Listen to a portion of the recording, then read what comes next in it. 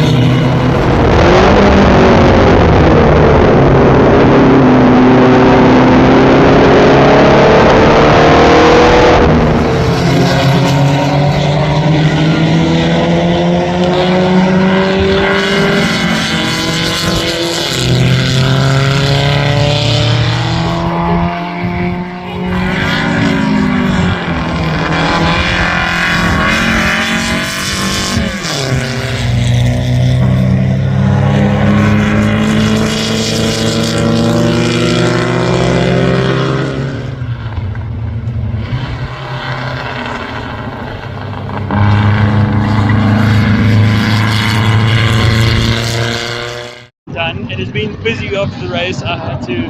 We did the prize giving stuff, and then Morgan was in the monoposto race, so I quickly had to run to there. But now again, the race was fantastic. Dad had a good solid race, good start, and he made up ground, and he caught the front mob. He thought, okay, he'll just hover around here, and then he ended up in a dice, and it was a lot of fun. So fantastic. I had a decent start. I was quite chuffed. Stayed in the lead, and I got ahead of some of the slower Formula 4s and Lotus 23, and I was kind of like, okay, let's see if we can beat them. Let's just give it a go. I mean, they got more power, but let's give it a crack, and managed to. So I win, and I'm chuffed.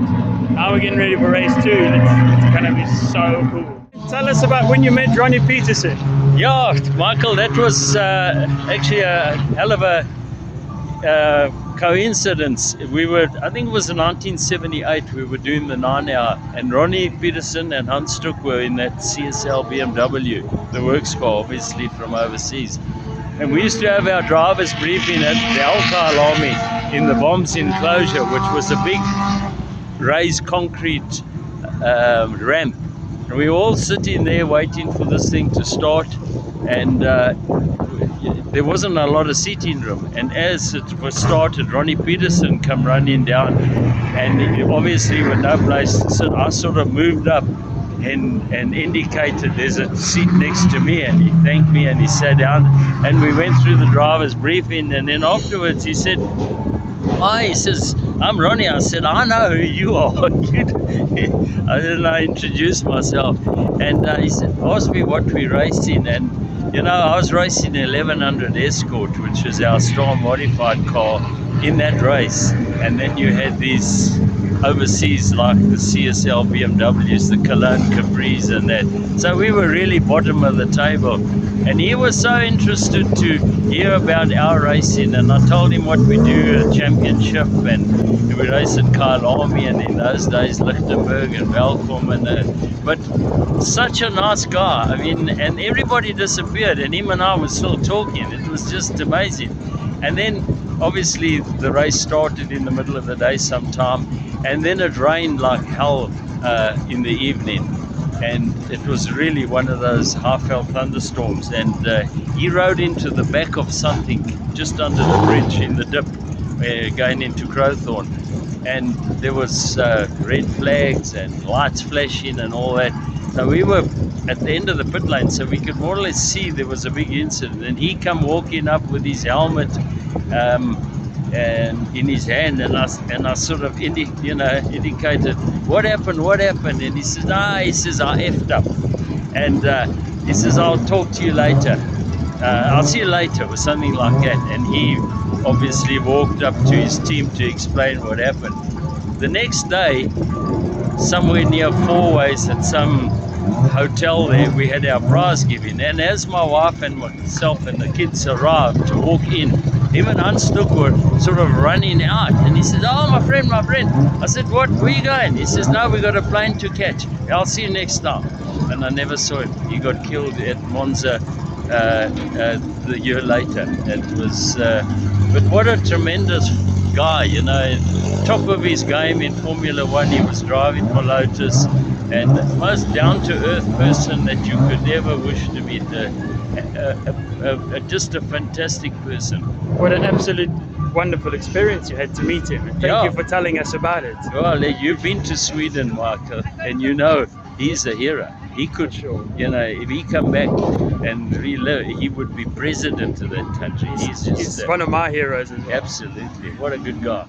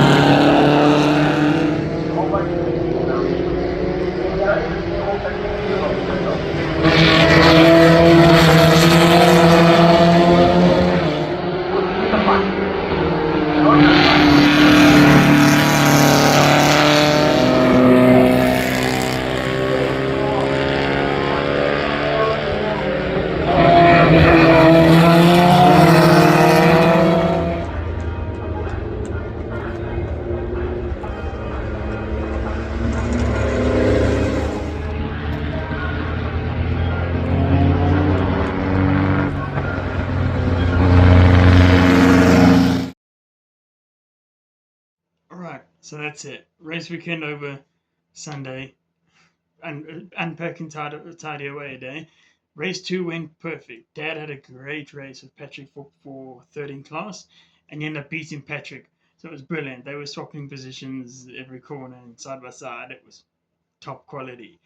I managed to keep a lead in the historic race, or get a lead, keep a lead, and win by 7 seconds in the historic V class. So happy days for that. I don't normally win it by so much, so I got to really enjoy it when I do. I drove the car a little harder than I should have, but it worked out in the end. It was really a fantastic race weekend with the historics again. They just It's such a cool category to be part of, and I really, if you want to get into historic racing, come to the historic single seaters because it is just the people are amazing, the racing is amazing, and it really is more about the cars than about the people. It's the cars, the history. That's what it's about. The racing comes second to that. Anyway, but great weekend. Where I am now second in the historic single seater championship. So there's some pressure. We got the next race coming up soon, and we're going to try to get some cars done on our side.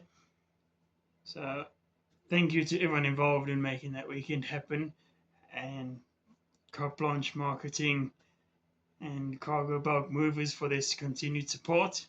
And we will see you in the next video.